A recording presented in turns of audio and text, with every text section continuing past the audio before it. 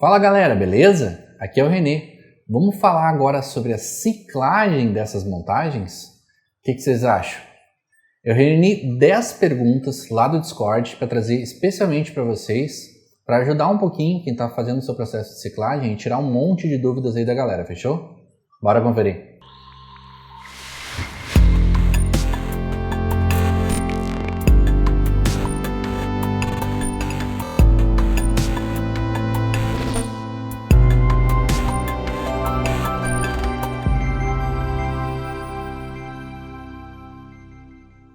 Primeira pergunta de todo mundo. Devo fazer TPA? Quando eu devo fazer TPA? Faço TPA? Não faço TPA? O que eu devo fazer? Assistindo aos vídeos da Green Aqua, eu tenho observado que eles têm uma rotina de fazer TPA sim durante a ciclagem, tá? Ela pode ser algumas TTAs, por exemplo, se tu tiver com muita turbidez, porque se tu tiver com turbidez, a luz não vai funcionar. Se a luz não vai funcionar, as plantas não vão produzir a sua fotossíntese e podem ser afetadas. Então, primeiramente, os 3 primeiros dias ali, se for necessário por causa da turbidez, faz algumas TTAs. Segundo ponto, lá por, sei lá, 7º dia, 8º dia, não tem uma regra, mas quando tu notar que a amônia e o nitrito estiverem muito alto e já estiver produzindo nitrato também, faz TPA, tá? Isso já, quando tu começar a fazer os testes lá pelo 10º dia por aí, tu já vai conseguir começar a mensurar se está na hora de fazer uma TPA ou não. Lembra a história do TDS? A lógica segue a mesma. Então, respondendo a essa pergunta, sim, a gente deve fazer algumas TPAs conforme a necessidade.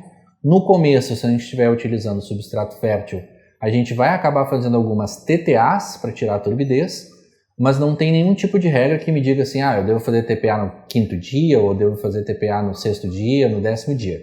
Basicamente, você vai fazer uma observação, por causa da turbidez, por exemplo, né?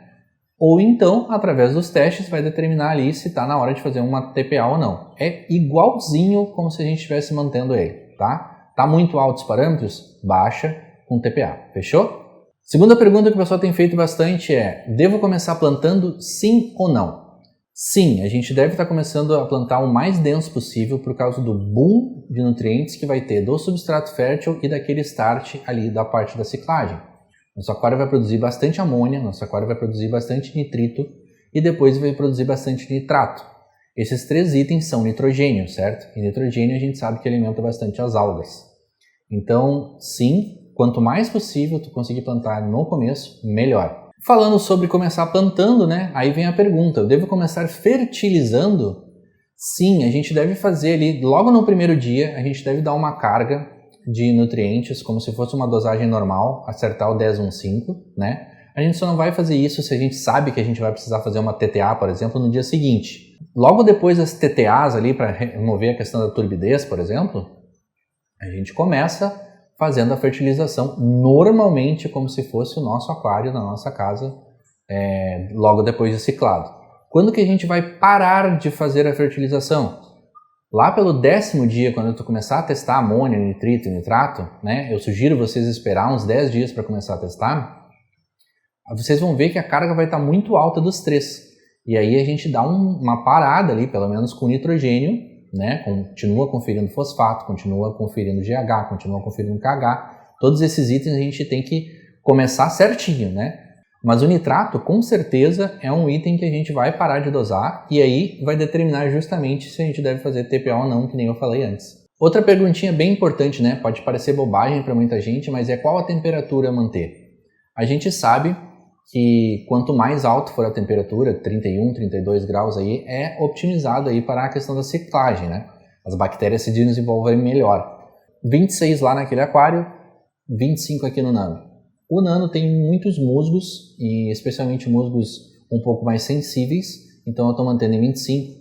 Vai demorar mais a ciclagem, mas eu não me importo. O importante para mim é que as plantas fiquem saudáveis durante esse período e a ciclagem aconteça, certo? No Iwagumi, estou mantendo em 26 normalmente, que é o ideal ali para as plantas que estão naquele aquário. Eu até tenho musgo ali naquele aquário também, eu tenho Ricardo ali naquele aquário, mas eu acho que ali dá para dar uma forçadinha também. O nano tem muito musgo, então o carro-chefe do nano são os musgos, né? Então eu não posso descuidar nesse aspecto da temperatura ali também.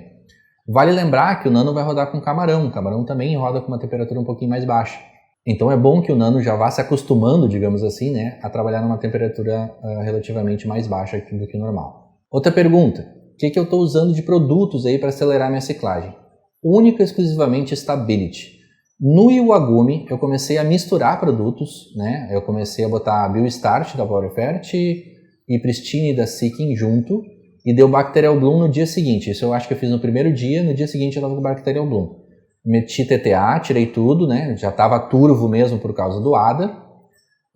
E depois disso não apliquei mais nada. Eu apliquei as doses da Seeking conforme a bula. Se eu vou continuar aplicando isso além dos 7 dias recomendados pela Seeking, sim, eu vou aplicar até 7 dias depois de que eu inserir a fauna, tá? Eu vou seguir com aquela dose diária ali de manutenção do Stability até 7 dias depois de inserir a fauna, tá? Acho bem importante frisar isso para vocês. Tô tendo alga durante esse período? Sim, tô tendo alguma coisa de alga nesse período, nada muito grave. Eu tô tendo alga cabelo, né, Rhizoclonium aqui no Iwagumi, provavelmente pela alta carga de amônia que tem ali por causa do substrato da ADA. O substrato da ADA é muito forte mesmo, né? Minha última leitura de amônia foi há uns 3 dias atrás, tava verdaço assim, ó, quase preto, o nitrito tava na estratosfera e o nitrato tava em mais de 100. Eu fiz uma TPA grande ali, mas já estava começando a aparecer sinais de algar cabelo, tá? É totalmente normal, assim que eu baixar toda essa quantidade de orgânico aí, vai resolver, mas não dá para dizer que eu não estou tendo alga, tá? Uma coisa interessante, tá? Com a quantidade luminosa que eu estou usando, eu vou falar disso um pouquinho mais para frente, já era para estar se esperando aí as algas verdes, né? GSA, GDS, esse tipo de alga aí já era para estar aparecendo. Como eu estou usando todas as minhas plantas da Aquaplant, né, que elas vieram in vitro, não tem um foco de nada disso. Alga marrom também não tem. E eu quero ver se isso vai se manter até o final. Se isso se manter até o final, é provado então que a esterilidade do nosso aquário pode estar ajudando com as algas aí também. Isso é uma observação que eu vou fazer, eu não encontrei nenhum estudo sobre isso ainda até agora, mas eu acho bem importante a gente acompanhar isso nesse processo. Como eu estava falando antes, né, fotoperíodo, né? Qual fotoperíodo eu estou usando durante a ciclagem? Eu estou usando o fotoperíodo normal que eu estaria usando em qualquer aquário durante o seu auge, o seu período máximo, né? Estou usando o fotoperíodo de 12 horas. As minhas luzes ligam às 10 da manhã. Elas fazem uma rampa ali de 1 hora, mais ou menos até 35%. Eu mantenho em 35% até umas 3 da tarde, depois vai para 45%. Fica até perto das 8 horas em 45%, e aí depois aí até as 10 da noite ele vai reduzindo aí até zero, né, até desligar. Outra pergunta que o pessoal tem feito referente à iluminação, né, o fundo ali que eu estou usando, né, o fundo azul ali ou verde, enfim, a minha coloração de fundo que eu estou usando por trás do papel transparente, né. Se eu deixo ela ligada de noite? Não, eu não deixo ela ligada de noite. Eu ligo ela 10 minutinhos antes e desligo ela 10 minutinhos depois, porque como a minha luminária é muito forte, mesmo com rampa, o 3% já é bem chocante assim, eu já quero deixar o meu aquário bem organizado nesse aspecto, bem acostumado para receber aquilo ali, porque basicamente aquela luz de fundo que eu estou usando é única e exclusivamente para não assustar os peixes quando ligar a luminária grande. Outra perguntinha que eu acho importante falar também, né? Quando é que eu comecei a aplicar CO2? Eu comecei a aplicar CO2 no primeiro momento em que eu tive água suficiente ali para estar distribuindo CO2, né? Eu estava com 1 palmo de água ali, eu já fui lá, liguei o CO2 e já comecei a regular. A mesma coisa KH e GH, né? KH e GH, dia 1 já regulei. Fiz TTA no dia seguinte? Não importa. Troquei toda a água, regulei tudo de novo. Tem que aproveitar, gente, que a gente está sem fauna dentro para deixar tudo o mais redondo possível. Depois que a fauna está dentro, para acertar, já é mais complicado, né? Então, CO2, KH, GH, desde o dia 1, mesmo com as TTAs, repõe tudo de novo, que não tem problema nenhum. Claro, tem uma questão de custo aí que tem que ser avaliada também, né? Mas eu acho importante aí vocês manterem esses parâmetros desde o dia 1 certinho. O Iwagumi, agora a gente está fechando por volta de 15 dias de montagem, o setup de CO2 já está perfeito, o Nano eu estou tendo um pouco de dificuldade para acertar o setup de CO2 dele, porque o formato dele é um pouco diferente, tem muitas rochas, e eu não estou conseguindo achar a posição correta das lilies ali para que aconteça uma troca gasosa grande durante a noite, e de manhã, quando chegar o momento do timer ligar até a hora das luzes, está com o warm-up correto. Aí esses 2 pontos ali, da posição da Lily e quanto tempo e quantas bolhas de CO2 eu estou usando no Nano, tá um pouquinho mais difícil de acertar do que o Iwagumi. O Iwagumi eu acertei em 3 dias, tava redondo já. Até bem porque que os tamanhos desses aquários são exatamente os mesmos tamanhos do outro aquário que eu tinha, os difusores são os mesmos, né? O cilindro é o mesmo, então ficou bem mais prático ali de eu fazer a regulagem. Eu já sabia como fazer daqueles aquários. O Nano já tá dando um trabalho bem maior, certo? Quais mídias eu estou usando, né? Isso é outra pergunta também que acontece. Quais mídias que eu estou usando aí nesse meu sistema de filtragem? Eu vou fazer um vídeo, quando eu terminar a montagem aqui do Wild Style, eu vou fazer um vídeo específico sobre o sistema de filtragem, sobre o sistema de aquecimento, né? Sobre CO2, toda a parte de hardware, né? Eu vou fazer um vídeo específico, mas só quando eu terminar a terceira montagem. Mas até lá, o que eu posso dizer para vocês? Eu estou usando o tradicional, que alguns de vocês já sabem, muito Perlon, Matrix, em torno de 500 ml eu estou usando de Matrix em cada um dos canister. E é isso. O Iwagumi, por causa do ADA, que realmente deu uma turbidez muito forte na água, eu botei 2 sachês ali de 100 gramas de purigem.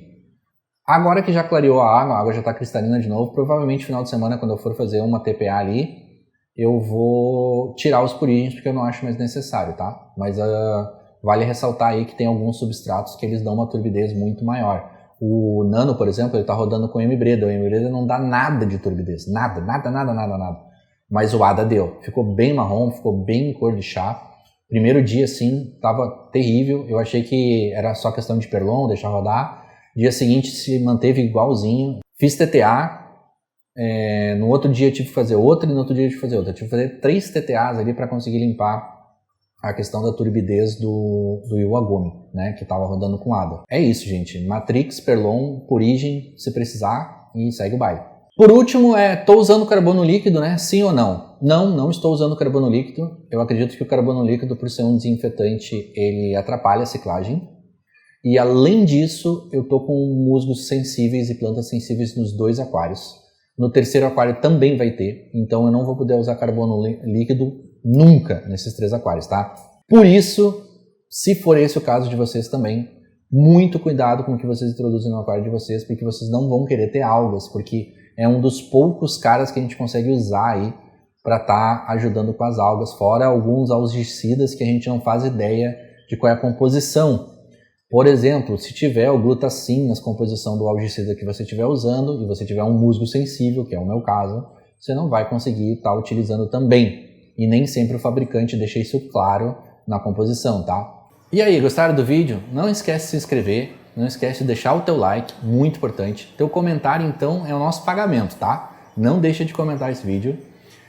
Agora a gente tem a opção também de ser membro do canal, tá? Tem 2 modalidades, apoiador e patrão.